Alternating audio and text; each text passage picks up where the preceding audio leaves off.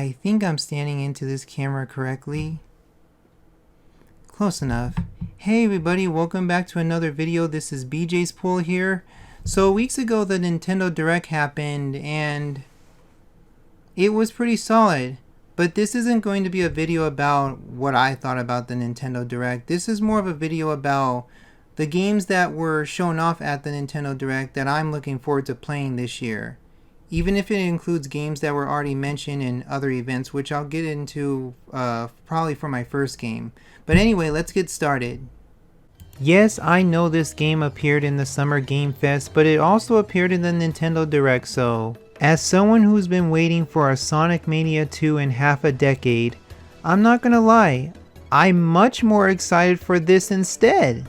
Sonic Superstars is a 2.5D classic style Sonic game with beautiful visuals, expressive animation, and for the first time in the series, 4-player co-op. This is a game that looks to appeal to the new Super Mario Bros. And Donkey Kong Country Returns and Tropical Freeze crowd with its multiplayer. And essentially, this is what Sonic 4 should have done. Oshima is going to be involved in it, and I think that's really cool. I have a feeling this title is going to be really good. I know it's a deal breaker that this game will be local co-op only, meaning no online. But a Sonic platformer where you could play with your friends? Come on, you can't say that's not cool. It's way past cool. Yes, I did say that phrase. Now I'll admit, I've never played the original Detective Pikachu for the 3DS. Looking back, I probably should have looked into buying the original 3DS version. Especially when it was going for cheap. Stupid me. That being said, I'm actually excited for this game. I'll be honest, I do think the visuals look a bit low res, and it definitely can use a graphical overhaul, but Detective Pikachu I think will have a bigger audience on the Switch than the original did on the 3DS. Wouldn't be surprised if later down the line they decided to port the original game on the Switch.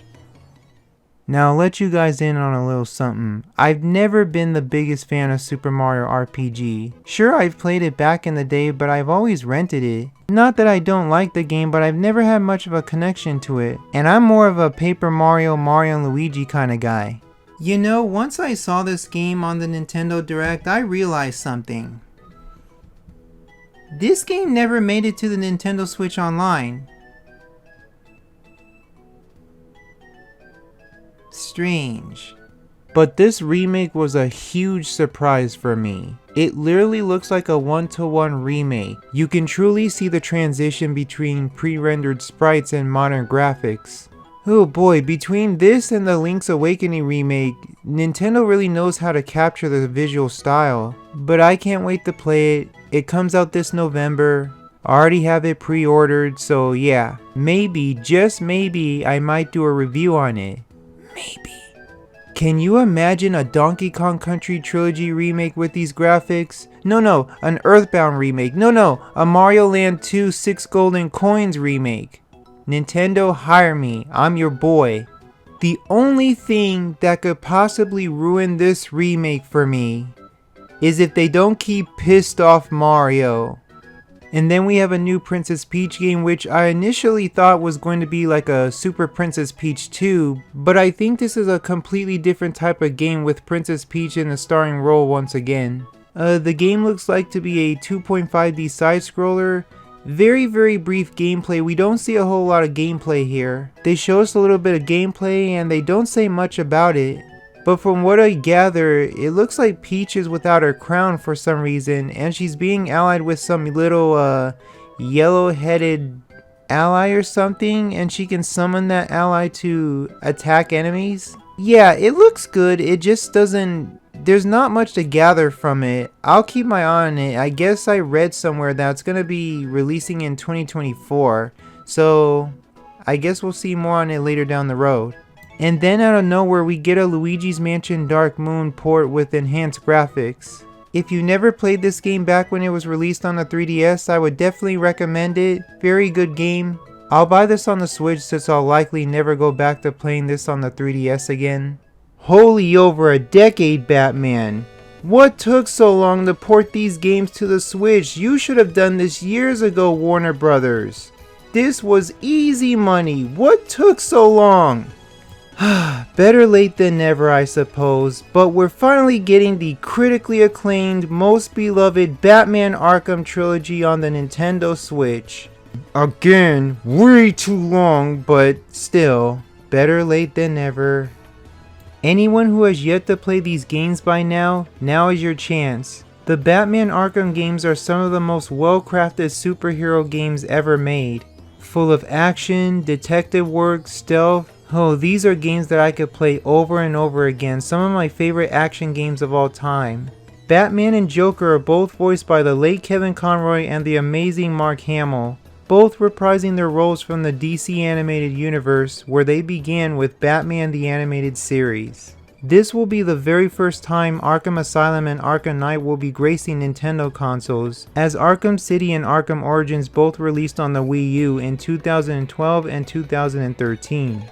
Unfortunately, since Rocksteady didn't develop Arkham Origins, the game will not be included in the upcoming collection. Origins has still not seen a release on modern consoles or even last-gen consoles minus the Wii U. Yes, it's on PC, but if you're a console player, PS3, 360, and Wii U are the latest consoles you can play the game on. But Nintendo Switch owners, please do not sleep on this trilogy, as these are some of the most well-crafted games of all time. Pre-order them now and you will thank me later. They showed off of more Pikmin 4. Like every new video or presentation they show of this game, the more excited I get for it. Now here's an interesting game that caught my eye, Penny's Big Breakaway. This is made by the team who did Sonic Mania, which is funny because even though this is a 3D game, it has Sonic Mania's exact color scheme. So the main gimmick for this game looks like Penny will be using a yo-yo as a grappling hook and as a weapon. You'll be rolling on the yo-yo, you'll be using the yo-yo as a motorcycle. I think this is going to be a fun platformer. Visually it looks great, and I'm definitely going to keep my eye out for it. It's going to be releasing in 2024, but with how many games are coming out, I think I can wait. And it'll be well worth the wait. I can tell this is going to be a really good game. Another game that I'm looking forward to, and I was not expecting this considering we already had a WarioWare game 2 years ago, is WarioWare Move It. The game released in 2021 was WarioWare Get It Together, and I enjoyed that game. And you know, at first I thought this was like some type of DLC, but no, this is a brand new WarioWare game for the Nintendo Switch. This one looks like it's going to utilize a lot more motion controls, which I have no problem with. I'm someone who's always liked motion controls. Like, not for every video game, but I think motion controls are actually pretty fun. As someone who grew up with the Wii a lot during the late 2000s. And from the looks of it, Koizumi's looking forward to it as much as I am. And now, the final game that I'm looking forward to this year from the Nintendo Direct, Super Mario Bros. Wonder. Also known as, why is this game releasing on the same exact day as Spider-Man 2? I know everybody was indifferent towards New Super Mario Bros. But a new 2D Mario game was long overdue, and boy, Super Mario Bros. Wonder does not look like it's going to disappoint. It seems as though the developers have learned from the new Super Mario Bros. Games and is giving Wonder its own unique visual style, and boy, it looks beautiful. Mario and his friends look a lot more expressive, the environments look a lot more colorful and detailed, and just overall fun. Daisy's a playable character. I repeat, Daisy's a playable character. I have a feeling this game is going to rejuvenate the 2D side-scrolling platformer genre for Nintendo, and what I mean by that is maybe we'll get a Donkey Kong Country Wonder, or something new with 2D Kirby side-scrollers, or a Wario Land side-scroller. And when you have an interactive environment dancing towards the music, you know you're gonna have a great time. I'm very interested in seeing how the power-ups will turn out, especially the Elephant Apple power-up, which turns Mario into an elephant. Okay, I'm sold.